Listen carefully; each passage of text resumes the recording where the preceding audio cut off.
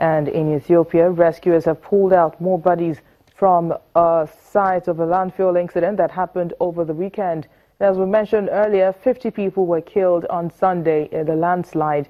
The massive rescue operation is currently taking place at the site, and authorities fear there could be more bodies pulled, as at least 150 people were at the site when the landslide happened.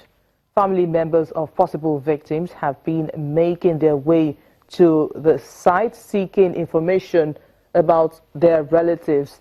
It's still not clear what caused the landslide, but the government has offered condolences to the families. Well, we understand that 52 people, the death toll has actually risen to 52 who were killed on Sunday in the landslide. Another sad one now is at least 10 people have been killed after a car bomb exploded in the Somali capital, Mogadishu. No group has taken responsibility for the blast, but fingers point to the Al-Shabaab insurgent group, which has often targeted major targets such as government buildings and hotels. It will be the second explosion reported today. Much earlier, police shot at a speeding minibus when it failed to stop at a checkpoint. The vehicle exploded, killing the driver. Staying in Somalia, 47 children have died from hunger-related ailments in Banadar Hospital in Mogadishu over the last 2 months. At least 1,200 children were treated for severe malnutrition at the medical facility in the same period. A visit to the pediatric wing of Banadar Hospital revealed overcrowded wards with critically ill children clinging to life as their parents wait for any medical intervention. In most cases, the death cause is the dehydration. We are doing the rehydration of the child, and we're given also some antibiotics for that because it's acute watery diarrhea and suspect we have cholera, and then we are given erythromycin in children and doxycycline in adults. This is what we have done so far. The large number of critically malnourished children being admitted to the 200-bed government-run hospital is overwhelming.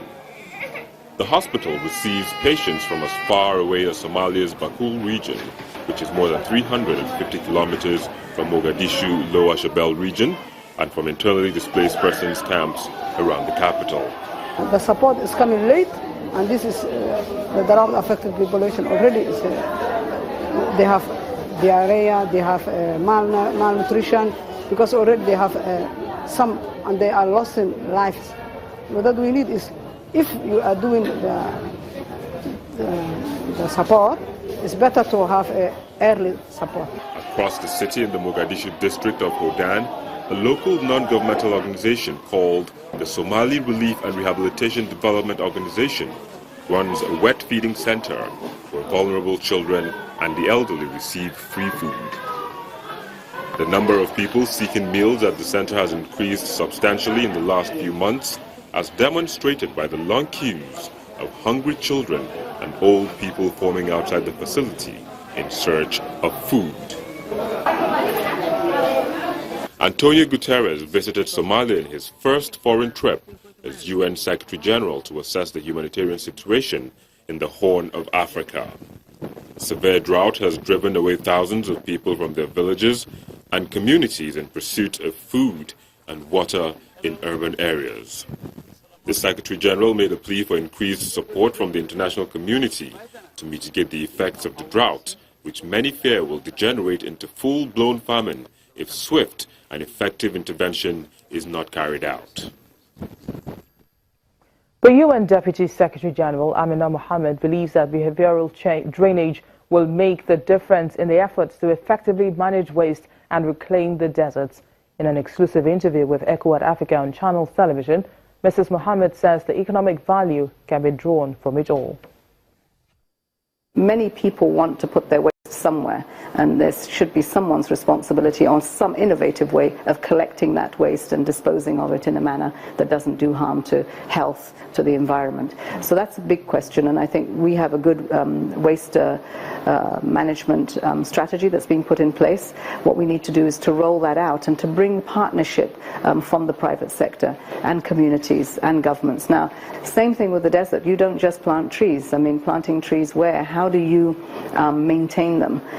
Often I get suggestions that we should put forest guards. Well, forest guards are useful, but they're not the solution. The solution is communities protecting their environment, because they see that from that environment they gain.